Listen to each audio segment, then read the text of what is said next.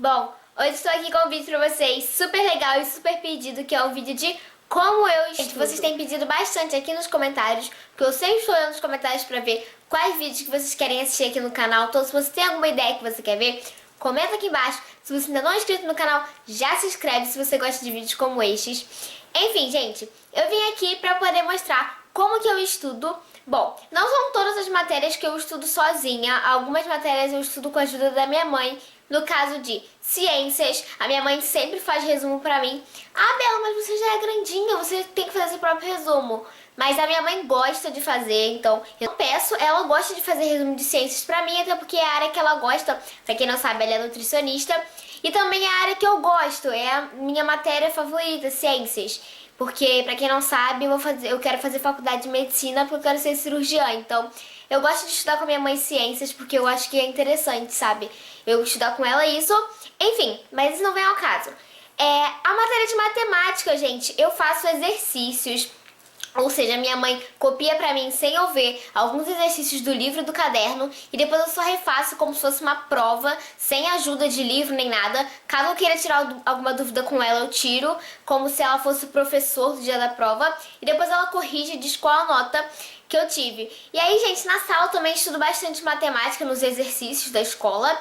Mas as outras matérias eu faço resuminhos em fichas, como estas aqui, olha. Tá vendo? Esses blocos de ficha. Então eu vim aqui mostrar pra vocês como que eu faço, como que eu estudo. Então, se você quiser saber, chega de enrolação e vamos lá? Bom, gente, então eu começo procurando no meu caderno e no meu livro qual que é a matéria que vai cair na prova. Então, eu vejo as revisões que a professora passou. E aí, geralmente, os professores não passam mais as páginas pra gente.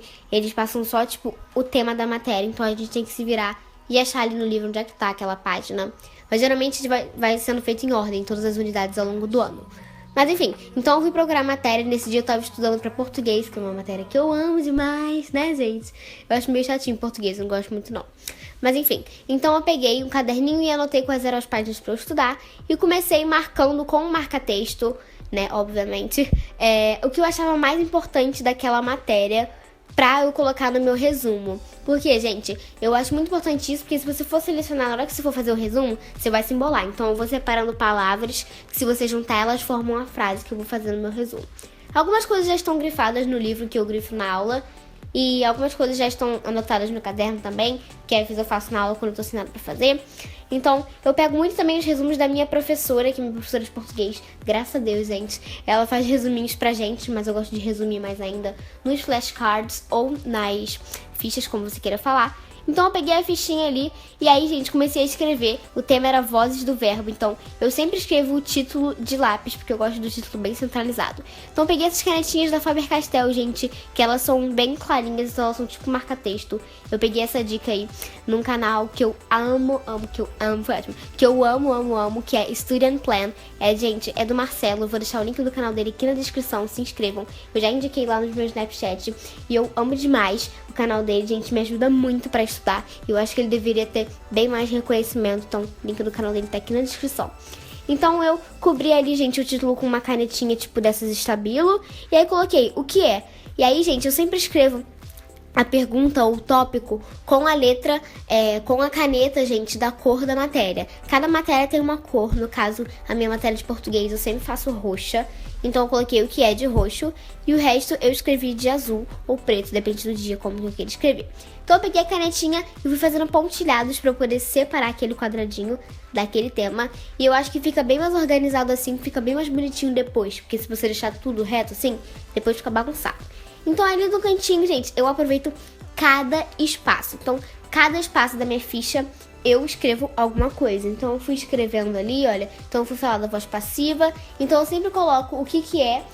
No caso em português eu coloco a definição e coloco um exemplo de frase apontando onde está aquilo que eu estou indicando. Então eu peguei novamente aquela canetinha e aí eu peguei a cor de pele e pintei sofre ação, porque a voz passiva é quem sofre ação, então isso é importante saber. Então eu grifei ele, só que não grifei de roxo pra não ficar muito papo, já que eu já tinha escrito sofre ação de roxo pra destacar mais.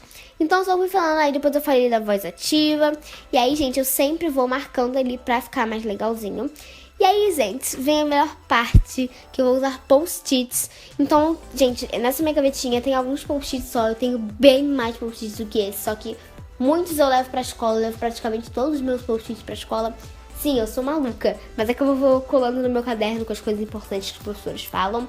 E aí, gente, eu colei ali o post-it e dobrei pra ficar direitinho, não ocupar muito espaço. E ficou assim, gente, depois que eu fiz tudo, tá vendo? Eu usei cada espacinho e não precisei usar atrás, porque eu não gosto muito de usar atrás. E outra coisa que me ajuda muito a estudar também é o meu planner. Então ali eu sempre anoto na semana de provas qual que é a prova do dia, pra qual matéria que eu tenho que estudar, meu trabalho de casa e etc. Então me ajuda muito. Gente, agora que eu terminei de fazer o meu resumo, no caso eu estava estudando para português, olha. E eu gosto muito de fazer nessas fichas ou flashcards, como você queira falar. Então eu coloquei aqui tudinho e eu aproveito cada cantinho da ficha pra colocar alguma anotação pra não ter que fazer atrás, porque eu não sou muito fã de fazer atrás. Então aqui eu coloquei o que é a definição das vozes do verbo, que é a matéria. Gente, essa prova tá super fácil, é só isso aqui pra estudar. E o uso de S e verbos impessoais, que eu já sei, já deu na outra prova.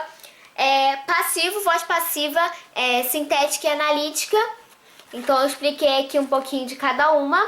E aí coloquei essa anotação aqui no post-it. Eu gosto bastante de usar post-it, aí eu dobro assim. E coloquei, agente da passiva é o sujeito quem pratica a ação. E aí eu coloquei a observação aqui do lado com duas observações, que é: o agente não costuma vir expresso na voz passiva sintética e sem a locução verbal a voz passiva analítica. Então aqui eu fiz dois exemplos de voz passiva analítica e um de voz passiva sintética, tudo juntinho aqui. E aqui do lado são as vozes do verbo, que podem ser ativa, passiva ou reflexiva. Então eu falei o que é voz passiva e dei um exemplo. O que é voz ativa e dei um exemplo. E o que é voz reflexiva e dei um exemplo. Aqui no dia da prova, geralmente quando é a V2, ou seja, a segunda avaliação, mesmo que algumas escolas a primeira é teste e a segunda é prova, mas o meu é prova as duas. Isso aqui, porque a gente faz prova e vai embora. Mas no dia a dia de aula normal mesmo, eu levo no caderno. Coloco aqui, olha, gente, nessa parte aqui da frente ou numa pastinha da minha mochila. E aí, gente, eu sempre faço isso um dia antes, mais ou menos, ou os 2 dias antes. Como no caso essa matéria é fácil, essa prova é amanhã, eu fiz um dia antes mesmo e vou lendo toda hora, venho aqui, leio. E quanto mais colorido, quanto mais decorado você fizer, gente, é muito bom pro seu cérebro, porque ativa a memória fotográfica. Então, se você conseguir fazer tudo em um tamanho pequeno, é bem melhor do que você fazer um resumo numa folha de caderno, sabe? Porque como é menos coisa, seu cérebro olha só aquilo ali e ele consegue gravar tudo direitinho. Provado isso cientificamente. Eu gosto muito também, como eu mostrei no vídeo, de usar o meu planner pra me organizar. Eu coloco aqui qual que é o dia da prova que vai ter naquele dia, qual é a prova do dia, que às vezes são mais de uma.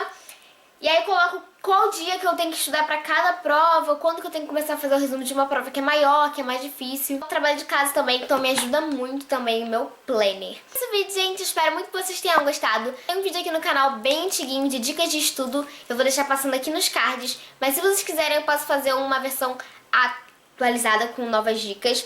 É só vocês deixarem aqui embaixo nos comentários. É isso, gente, um beijão pra vocês e tchau, tchau!